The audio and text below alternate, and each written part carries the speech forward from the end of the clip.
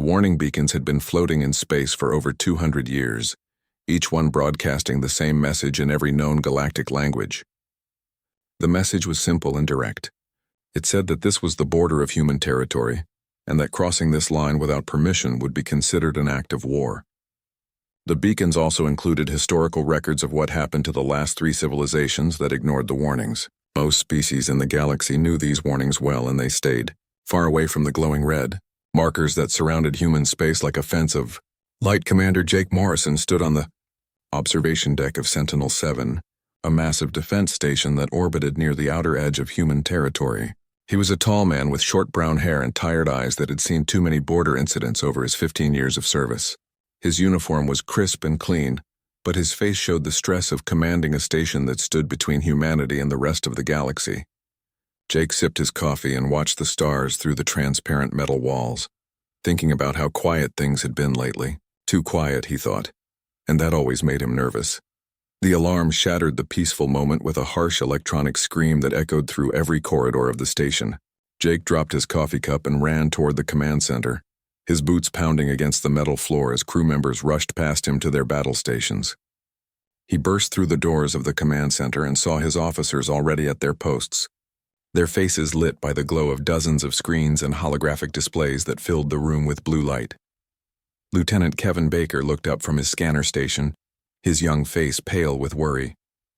He had only been on the station for 6 months and had never seen a real threat before. His voice shook slightly as he reported what he was seeing. He told Jake that they had detected a fleet of unknown vessels approaching the border at high speed. The computer estimated there were at least 50 ships, all of them large and heavily armed. Kevin's hands moved quickly across his controls as he pulled up more information. He said the ships matched the design of Zalkarian war cruisers, and that their weapon systems were active and ready to fire. Jake felt his stomach tighten as he moved to the main display console. The Zalkarians were one of the younger aggressive species in the galaxy, always trying to expand their empire and prove their strength to the older civilizations. They had a reputation for arrogance and for believing that their advanced technology made them superior to everyone else. Jake had read the reports about them. They had conquered 12 different species in the last century alone, and they were not known for showing mercy to anyone who stood in their way. He pressed a button on his console and brought up the communication system. His voice was calm and professional as he ordered his communications officer to open a channel to the approaching fleet. Officer Linda Hayes, a woman with red hair tied back in a tight bun, worked quickly at her station. She told Jake that the channel was open and ready. He took a deep breath and began speaking into the microphone, knowing that his words were being broadcast directly to the Zalkarian commander. Jake identified himself and his station. He stated clearly that the Zalkarian fleet was approaching the boundary of human territory, and that they needed to change course immediately. He explained that crossing the border without permission would be treated as an invasion, and that humanity would respond with all necessary force. He reminded them that the warning beacons had been broadcasting this message for centuries, and that there was no excuse for not knowing the rules. His voice remained steady and professional, but there was an edge of steel beneath his words that made his own crew members stand a little straighter at their posts. The response came quickly. A holographic image appeared above the main console, showing a Zalkarian commander in elaborate armor that gleamed with gold and silver. The alien had 4 arms, each one adorned with symbols of rank and achievement.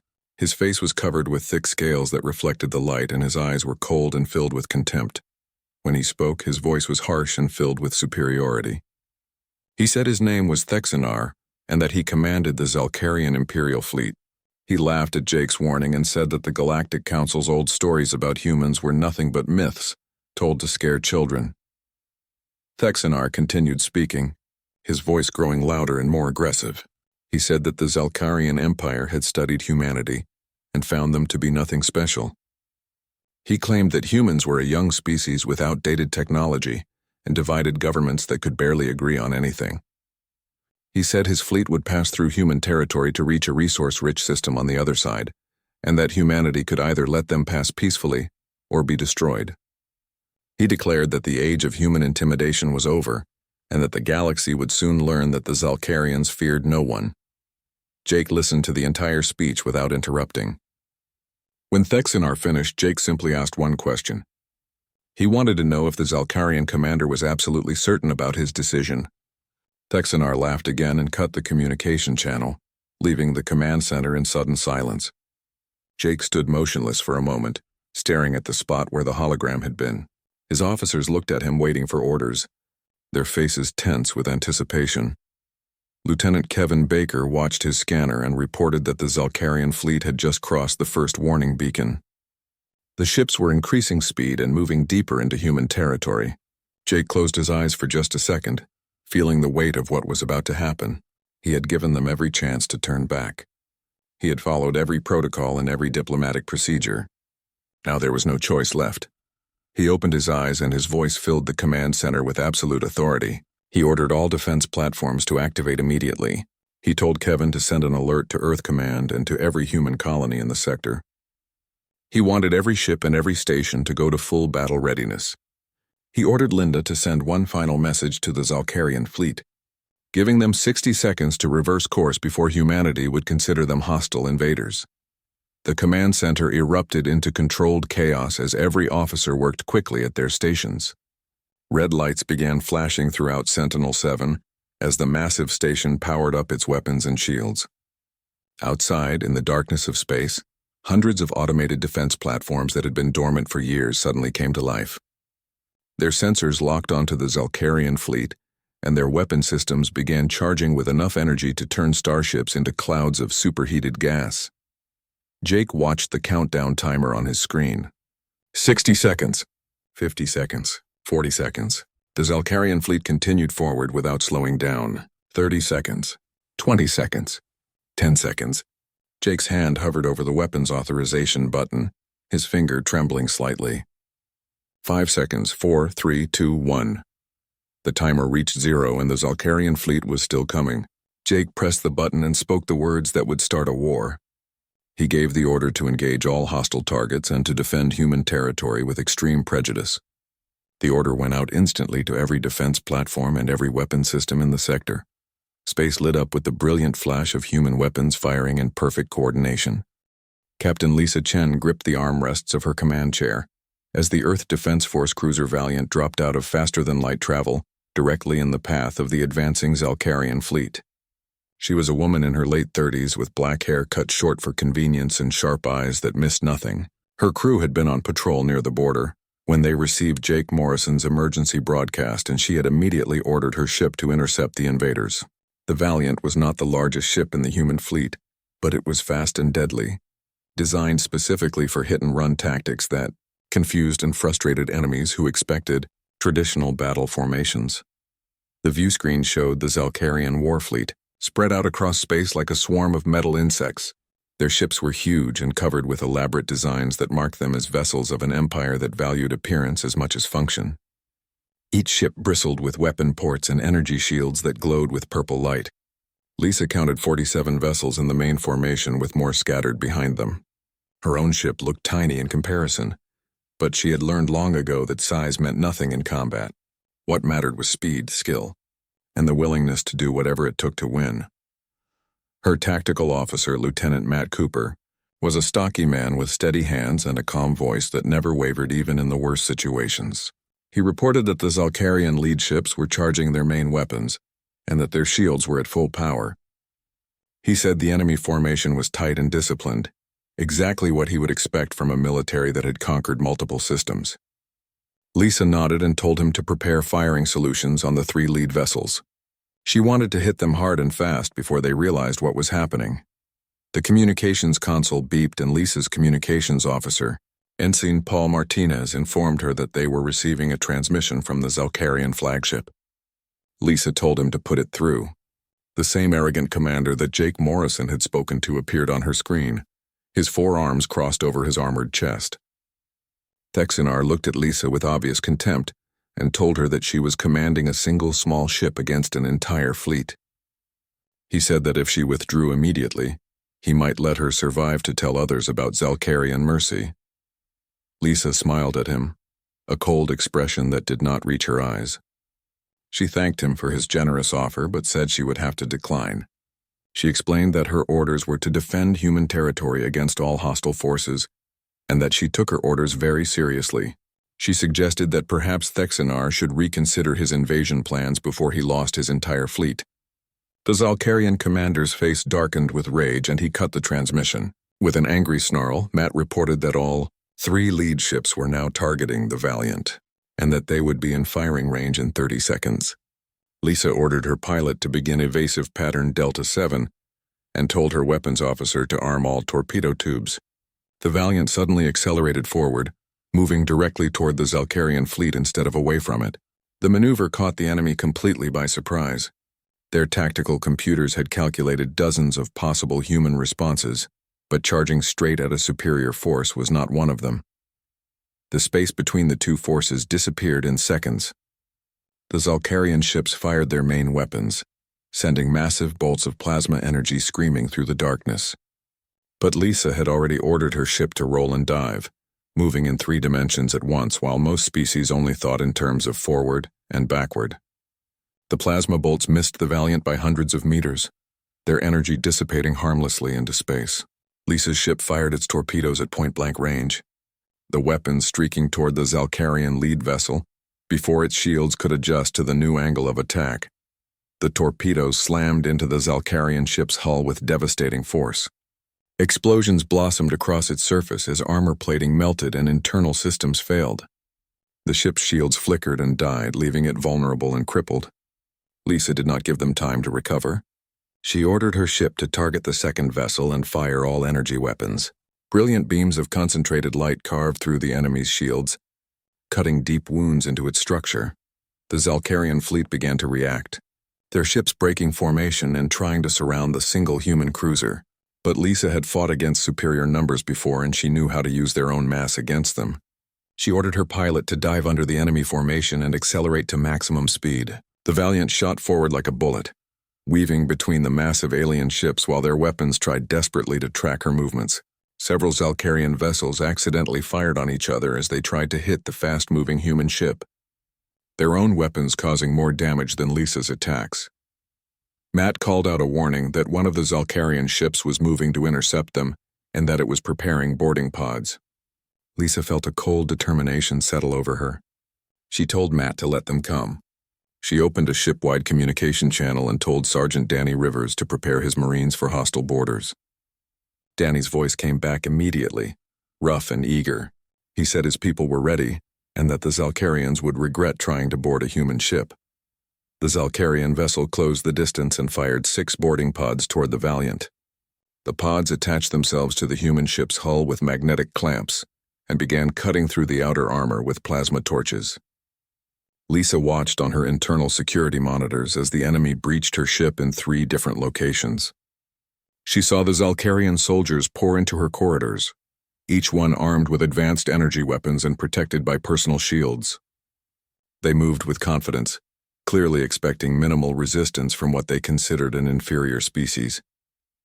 Sergeant Danny Rivers waited in the shadows of Corridor 7 with 20 Marines spread out behind him. He was a big man with scars on his face and arms that told the story of a dozen previous battles. His Marines wore heavy combat armor and carried weapons that looked primitive compared to Zalcarian technology, but Danny knew that battles were not won by fancy equipment alone. They were won by determination, training, and the willingness to get close enough to your enemy to look them in the eyes while you killed them. The first group of Zalcarian soldiers entered the corridor and Danny waited until they were halfway down before giving the signal. His Marines opened fire from concealed positions, their bullets and plasma bolts hitting the aliens from multiple angles at once. The Zalcarian shields absorbed the first wave of fire, but Danny's people kept shooting, pouring round after round into the same targets until the shields overloaded and failed. 3 aliens fell in the first 5 seconds, and the others retreated back toward the breach point. Clearly shocked by the ferocity of the human response, Danny and his Marines advanced, using the corridor walls for cover as they moved forward. The Zalcarians tried to form a defensive line, but Danny had fought in environments like this since he was 18 years old. He knew every trick and every tactic that worked in close quarters. He ordered 2 of his Marines to flank the enemy position using maintenance tunnels, while the rest of his force kept up steady fire. The Zalcarians never saw the flanking team coming until it was too late. The battle inside the Valiant raged for 20 brutal minutes. The Zalcarians had superior weapons and better armor, but they had never faced an enemy that fought with such relentless aggression. Danny's Marines turned every corridor into a killing zone, using the ship's own systems against the invaders. They vented atmosphere in sealed sections, trapping aliens in rooms with no air. They sealed blast doors at critical moments, separating enemy groups and destroying them one by one. They even used the ship's artificial gravity systems to disorient and confuse the Zalcarians, making them easy targets. In the end, only 4 Zalcarian soldiers made it back to their boarding pods alive. They fled back to their ship, their armor scorched and their weapons empty. The pods detached from the Valiant and retreated at full speed. Lisa watched them go on her view screen and ordered her weapons officer not to fire. She wanted those soldiers to return to their fleet and tell the others what they had experienced. Matt reported that the Zalcarian fleet was falling back and regrouping at the edge of weapons range. He said their communications were going wild with confused and frightened transmissions. Lisa stood up from her command chair and straightened her uniform. She told her crew that they had done well but that the battle was far from over. The Zalcarians now knew that humans were serious about defending their territory, but they still had not learned the most important lesson. They had not learned that humanity never stopped fighting and never gave up, no matter how bad the odds became. She ordered her ship to pursue the retreating fleet and to continue hit-and-run attacks until reinforcements arrived. The emergency session of the Galactic Council began exactly 3 hours after the first shots were fired at the human border. The council chamber was a massive circular room that floated in neutral space, accessible only through quantum gates that connected to every major civilization in the galaxy. Representatives from 47 different species sat in elevated seats that ringed the central floor. Each delegation separated by force fields that prevented physical contact between species who might be natural enemies. The lights were dim and the atmosphere was tense as news of the Zalcarian invasion spread through the chamber like wildfire. Ambassador Kira Sullivan walked calmly to the center of the floor, her footsteps echoing in the vast space. She was a woman in her mid-40s with gray hair that she wore loose around her shoulders, and a face that showed both intelligence and determination. She had represented humanity at the Galactic Council for 8 years, and had earned respect from many of the older species for her direct honesty and refusal to play political games. She wore a simple black suit with the emblem of Earth on her collar, and carried no weapons or ceremonial items. She believed that actions spoke louder than decorations and that humanity's reputation needed no artificial enhancement. The Council's senior arbiter, an ancient being from the Fernian Conclave, called the session to order. With a deep resonating sound that vibrated through every surface in the chamber, the arbiter was a massive creature that looked like living crystal. Its body faceted into thousands of geometric shapes that reflected light in mesmerizing patterns. It had been alive for over 6,000 years and had witnessed the rise and fall of dozens of civilizations. Its voice was old and tired, as it asked Kira to explain the current situation in human territory. Kira activated a holographic display that showed the position of the Zalcarian fleet and the human response. She spoke clearly and without emotion, stating the facts as they had occurred. She explained that the Zalcarians had been warned multiple times through official channels and through the automated warning beacons. She noted that Commander Jake Morrison had personally communicated with the Zalcarian fleet commander and offered them every opportunity to turn back peacefully. She showed the recording of Thexanar's dismissive response and his declaration that he would pass through human territory regardless of human objections. The Zalcarian delegation erupted in angry protests, their translator devices filling the chamber with harsh accusations. Their ambassador was a younger member of their species, covered in bright red scales that marked him as a warrior caste. He stood and pointed at Kira with 2 of his forearms, claiming that humanity had attacked without provocation, and that the Zalcarians were merely exercising their right to free travel through space.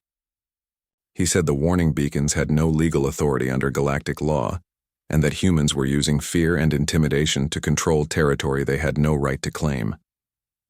Before Kira could respond, a deep rumbling sound came from the section reserved for the Fernian Conclave. An elder representative rose slowly, its crystalline body glowing with an inner light that came from anger rather than pleasure.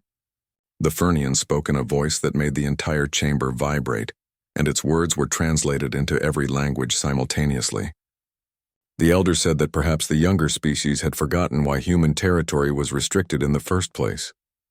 It said that some lessons were written in blood, and that those who refused to learn from history were doomed to repeat the mistakes of the past. The Fernian elder activated its own holographic display, showing images that were 200 years old. The images showed a massive Fernian battle fleet, over 300 ships strong, approaching human space during Earth's early years of space exploration. The elder explained that the Fernian conclave had been at the height of its power, and had believed that absorbing humanity into their empire would be simple. The humans had only recently developed faster-than-light travel, and their weapons technology was primitive compared to Fernian standards. The invasion was supposed to be finished in a matter of weeks. The holographic display shifted to show what actually happened. The human defense forces had been outnumbered 10-1, but they had fought with a savagery and determination that shocked the Fernian military.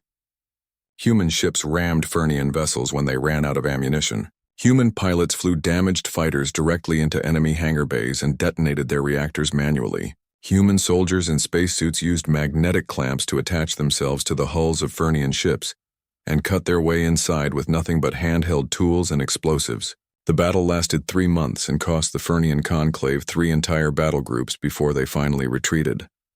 The elder Fernian's voice grew quieter, but no less powerful as it continued speaking. It said that the humans had then sent a delegation to the Fernian homeworld, not to gloat about their victory, but to offer peace and trade agreements. The humans had asked only one thing in return. They wanted their territory marked clearly, so that future conflicts could be avoided. The Fernian conclave had agreed immediately, and had become one of humanity's strongest advocates for the border restrictions that were now in place. Another voice joined the discussion, this time from the Mordranth delegation. The Mordranth were silicon-based life forms that existed in high-temperature environments and communicated through radio waves. Their translator made their words sound mechanical and precise. The Mordranth representative spoke about a human colony ship that had crashed on one of their mining worlds 70 years ago. The planet's surface temperature was hot enough to melt most metals, and the atmosphere was toxic to carbon-based life. The Mordranth had detected the crash and had assumed all the humans were dead. The Mordranth continued its story, explaining that 6 months later, a human rescue ship arrived looking for the colony vessel. The rescue team found that 43 humans had survived the crash and had been living in the wreckage of their ship. They had modified their environmental suits to withstand the extreme heat. They had found ways to extract water from underground sources. They had even begun constructing permanent shelters using materials salvaged from the crashed ship. When asked why they had not sent a distress signal, the human survivors said their communications equipment was damaged, and they were too busy staying alive to worry about fixing it. The Mordranth representative said that incident had taught them that humans were the species that refused to die, no matter how impossible their situation became. More stories followed from other delegations. The insectoid Crickstar spoke of human traders who had fought off pirate attacks using nothing but mining equipment and creative thinking. The aquatic Delphini described human rescue operations, where ships had flown into dangerous spatial anomalies to save stranded vessels from other species. The energy-based Luxara told about human scientists who had made first contact with their species by deliberately exposing themselves to lethal radiation levels just to prove they could communicate peacefully. Kira listened to all the stories without interrupting. She had heard most of them before, but she knew the council needed to remember these lessons. When the chamber finally fell silent, she spoke again. Her voice was calm but carried an edge that made even the most powerful representatives pay attention. She said that humanity had never asked to be feared. Humans had never sought to dominate the galaxy or force other species to follow their rules. All humanity wanted was to be left alone to live their lives in peace. She continued by explaining that the warning beacons were not about controlling space or claiming territory that did not belong to humans. They were about preventing exactly what was happening right now. She said the Zalcarians had made a choice to ignore every warning and every diplomatic option. They had chosen violence over peace and aggression over cooperation. Now they were learning the same lesson that the Fernians and others had learned before them. A priority message appeared on the main display, interrupting Kira's speech. The message was from Lieutenant Sam Rogers at Lunar Command, the primary defense coordination center for Earth's solar system. Sam was a young officer with exceptional tactical skills who had been promoted rapidly through the ranks. His message was brief and direct. The Zalcarian fleet was attempting to retreat, but Commander Jake Morrison had positioned human defense forces to cut off their escape routes. The remaining Zalcarian ships were trapped between human forces in the border. They had crossed so arrogantly just hours before. The Zalcarian ambassadors. Red Scales turned a paler shade as he read the same message. He began speaking rapidly, his voice losing its earlier confidence.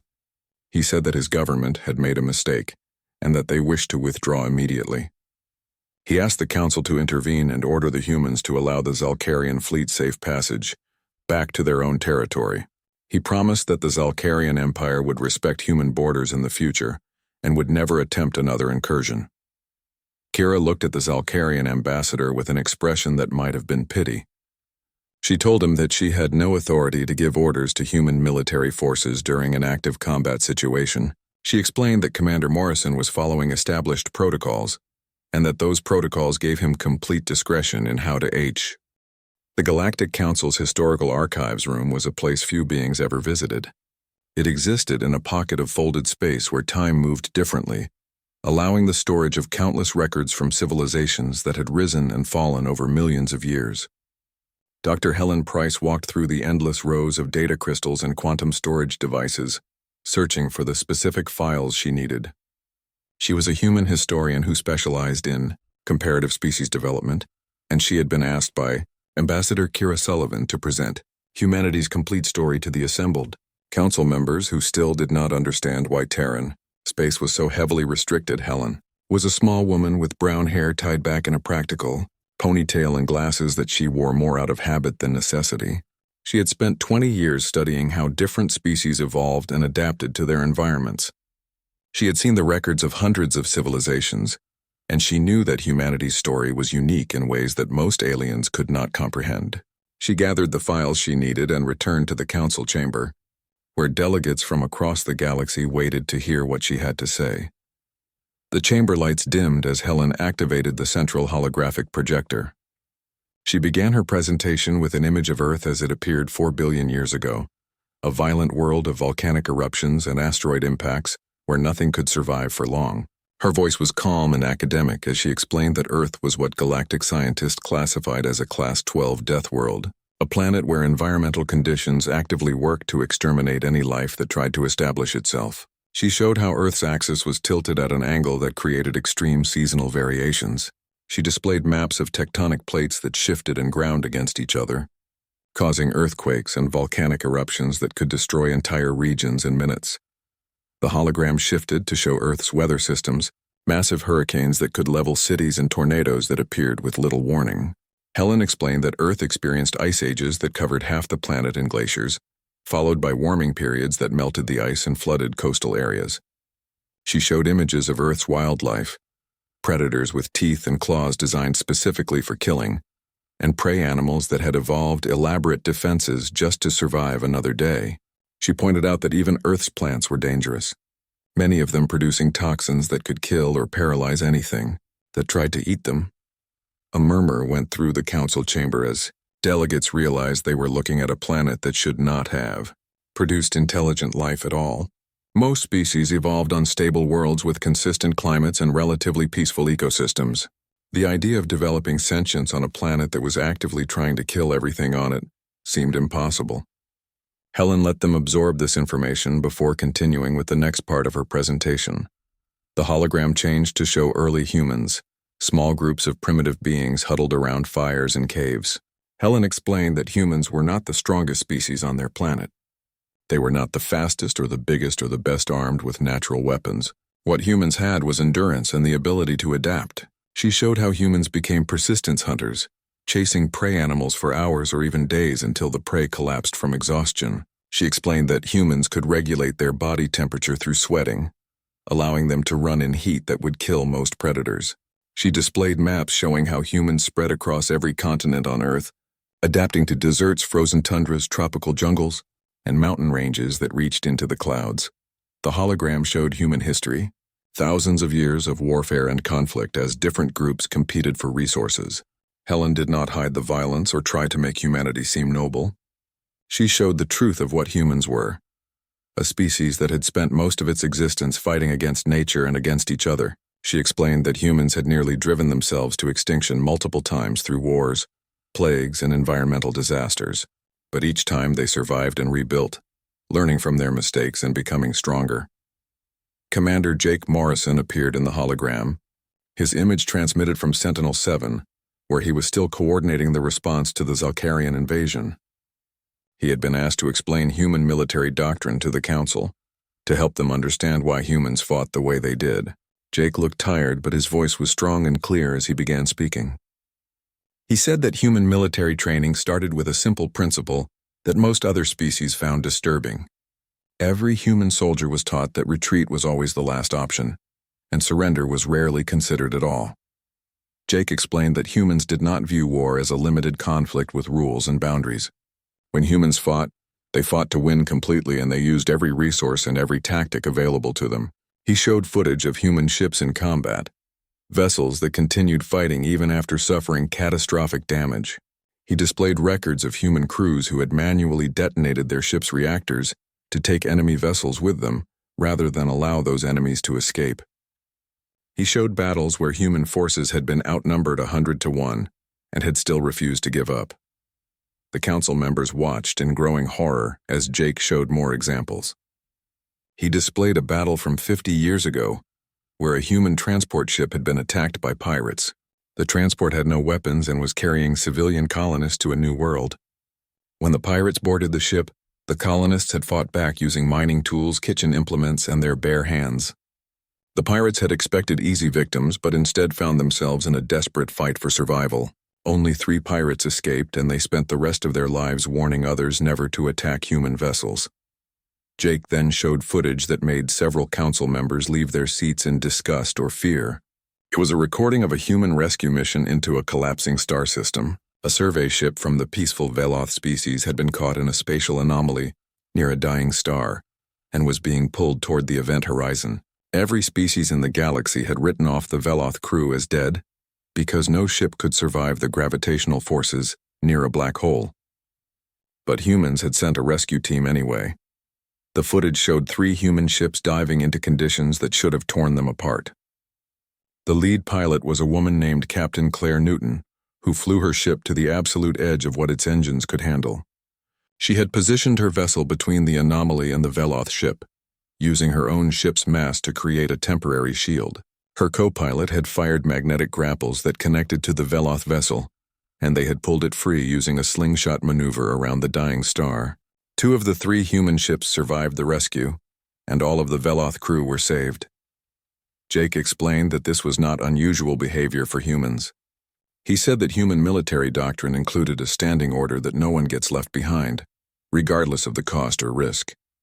He told the council that humans had flown into asteroid fields, radiation zones, and hostile territory countless times to rescue people, and not just other humans, but members of any species who needed help. He said this was why other species found humans so confusing. Humans could be absolutely brutal in combat, but they would also sacrifice everything to save a single life. Dr. Helen Price took over the presentation again, thanking Jake for his contribution. She brought up new images showing human scientific achievements and cultural development. She explained that the same species that fought so viciously was also responsible for some of the most beautiful art and music in the galaxy. She showed human literature that explored deep philosophical questions and human medical advances that had been shared freely with other species. She pointed out that humans had a concept they called hope, a belief that things could always get better if you worked hard enough and never gave up. Helen's voice grew more serious as she reached the final part of her presentation. She said that humans viewed the impossible as merely difficult and death as an inconvenience to work around. She explained that when humans encountered a problem they could not solve, their first instinct was not to give up, but to find a different approach. She showed examples of human engineers who had repaired critical ship systems using materials that were never designed for that purpose. She displayed records of human doctors who had performed surgery using improvised tools when proper medical equipment was not available. She told stories of human parents who had done superhuman things to protect their children. The hologram showed one final image, a simple graph that compared human survival rates in extreme situations to those of other species. The numbers were shocking. In scenarios where most species had a survival rate below 5%, humans regularly survived at rates above 40%. In situations that other species considered absolutely fatal, humans still occasionally found ways to live. Helen explained that this was not because humans were physically superior. It was because humans refused to accept that anything was truly impossible. She concluded her presentation by saying that humanity was still young by galactic standards. Humans had only been exploring space for a few hundred years, while some species had been doing it for millennia. But in that short time, humans had earned a reputation that much. The Zalkarian fleet limped through space like wounded animals trying to find their way home. Of the 50 ships that had crossed into human territory with such confidence, only 31 remained operational. The rest were either destroyed completely or too damaged to move under their own power. Commander Thexanar sat in his command chair on the flagship's bridge, staring at the damage reports that continued to scroll across his screens. His elaborate armor was scorched and dented from the emergency repairs his crew had been forced to make when human weapons breached their shields and hull plating. The bridge crew worked in silence, their forearms moving quickly across their control panels as they tried to keep the ship running. No one spoke unless absolutely necessary, and no one looked at their commander directly. They had all heard the stories he told about human brutality and savage tactics. They had all seen the recordings from the soldiers who attempted to board the human cruiser and barely escaped with their lives. The confidence and pride that had filled this bridge just hours ago had been replaced by fear and the bitter taste of defeat. Thexanar's communication officer informed him that they were receiving a transmission from the human vessel that had been pursuing them. The officer's voice shook slightly as he asked if the commander wanted to receive it. Thexanar considered refusing, but he knew that would accomplish nothing. He ordered the officer to put the transmission through and braced himself for more human threats or demands for surrender. Captain Lisa Chen appeared on the main view screen, standing on the bridge of the Valiant with her crew visible behind her. Thexanar expected to see triumph or mockery in her expression, but instead her face was calm and neutral. She spoke in a professional tone that reminded him uncomfortably of the warnings he had ignored before crossing the human border. She said that human forces had been ordered to stop their pursuit and allow the Zalkarian fleet to return to their own territory. She explained that medical supplies and repair materials were being prepared and would be transferred to Zalkarian ships that needed them. Thexanar could not hide his confusion. He asked why humans would offer aid to an enemy that had just invaded their space. Lisa's expression softened slightly and she said that the fighting was over and the Zalkarians were no longer considered hostile as long as they continued their retreat. She explained that humans did not believe in killing enemies who were no longer a threat. She said the medical supplies were being offered because human doctrine required them to prevent unnecessary death, even among those who had recently been trying to kill them. The Zalkarian commander felt something he had not experienced in many years. Shame settled over him like a heavy blanket as he realized that the humans were showing him mercy that he would never have offered if their positions were reversed. He thanked Captain Chen quietly and accepted her offer of assistance. The transmission ended and Thexanar sat alone with his thoughts, wondering how he would explain this disaster to the Zalkarian High Command. 3 human cargo vessels approached the damaged Zalkarian ships over the next hour, each one loaded with medical supplies, spare parts, and emergency rations. The human crews transferred the materials without asking for anything in return and without making any comments about the battle. They simply did their job efficiently and professionally, then returned to their own vessels. Several Zalkarian soldiers who received treatment from human medics reported that the humans had been gentle and careful, treating alien injuries with the same care they would show their own people. At Sentinel-7, Commander Jake Morrison stood in his office and looked out at the stars. His station had survived the battle with minimal damage, and his crew had performed exactly as they had been trained. But Jake felt no satisfaction in the victory. He had given the Zalkarians every chance to turn back, and they had refused. Now dozens of ships were destroyed and thousands of beings were dead, all because one arrogant commander had refused to listen to warnings that had been in place for centuries. Lieutenant Kevin Baker entered the office and informed Jake that they were receiving a priority transmission from the Galactic Council.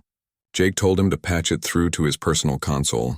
Ambassador Kira Sullivan's face appeared on the screen, and Jake could see the council chamber behind her.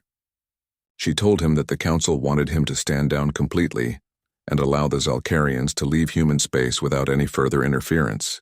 Jake confirmed that he had already given those orders and that human forces were only monitoring the retreat to ensure the Zalcarians did not change course toward any human colonies. Kira's expression showed approval and perhaps a hint of relief. She said the council was preparing to vote on new regulations regarding the human border, and that the Zalcarian incident would be used as a case study for why those regulations were necessary. She told Jake that Commander Thexanar would be appearing before the council personally to give testimony about what had happened. Jake nodded and said he would prepare a full report of the engagement for the council's records. The transmission ended and Jake returned to watching the stars, hoping that this incident would be the last time he had to order his people into combat. The Galactic Council chamber was filled to capacity when Thexanar arrived to give his testimony. He wore his battle armor, still showing the scorch marks and damage from the fighting because he wanted the council to see the evidence of his failure. He walked slowly to the center of the floor, his forearms hanging at his sides in a posture that other Zalcarians would recognize as complete submission. The proud warrior who had boasted about crushing human resistance was gone, replaced by a commander who had learned a terrible lesson about underestimating an enemy. The senior arbiter asked Thexanar to describe what had happened when his fleet entered human territory. The Zalcarian commander spoke quietly but clearly, describing every detail of the battle. He talked about the automated defense systems that had activated with frightening precision. He described Captain Lisa Chen's tactics and how she had used speed and maneuverability to defeat ships that were much larger than her own. He spoke about the boarding action and how Sergeant Danny Rivers and his Marines had turned their own ship into a death trap for Zalcarian soldiers. Thexanar's voice grew even quieter as he described the moment he realized his fleet was beaten. He said he had commanded military forces for 30 years and had fought in dozens of battles against various species. He had never encountered an enemy like the humans. He explained that most species fought to achieve specific objectives and would retreat if those objectives became too costly. Humans fought as if every battle was a fight for survival, and they never seemed to consider the possibility of losing. He said his soldiers reported that human Marines had kept fighting even when wounded, sometimes dragging themselves forward to engage Zalcarian troops when they could no longer stand. The council listened in complete silence as Thexanar finished his testimony. He said that the worst part was not the fighting itself, but what came after. He described how Captain Chen had offered medical supplies and aid to his damaged fleet.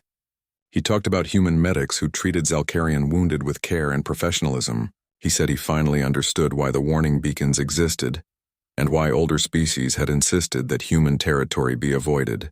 The warnings were not about human aggression or desire for conquest. They were about preventing unnecessary conflict with a species that would always fight to the absolute limit, but would also show mercy to defeated enemies. Ambassador Kira Sullivan rose to speak after Thexanar finished. She thanked the Zalcarian commander for his honest testimony and said that his words would help prevent future incidents. She told the council that humanity had never wanted to be feared or isolated. Humans simply wanted to live in peace and pursue their own development without interference. She said the border restrictions were humanity's way of protecting both themselves and other species from conflicts that could be avoided through clear communication and mutual respect.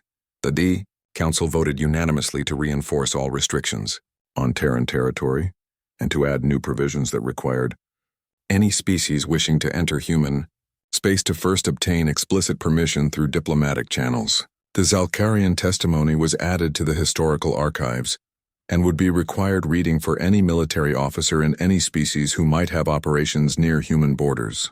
Several council members privately admitted to Kira that they hoped this incident would be the last time humans had to demonstrate why they should be left alone.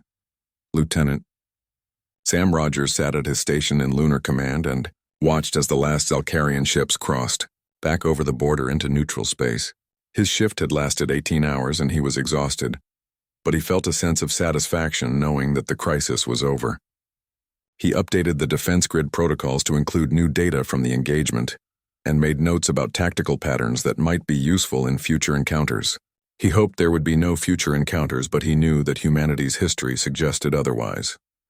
Dr. Helen Price returned to her research, adding new observations to her files about how different species reacted when confronted with humanity's true nature. She noted that the Zalcarians had shown the capacity to learn from their mistakes, and the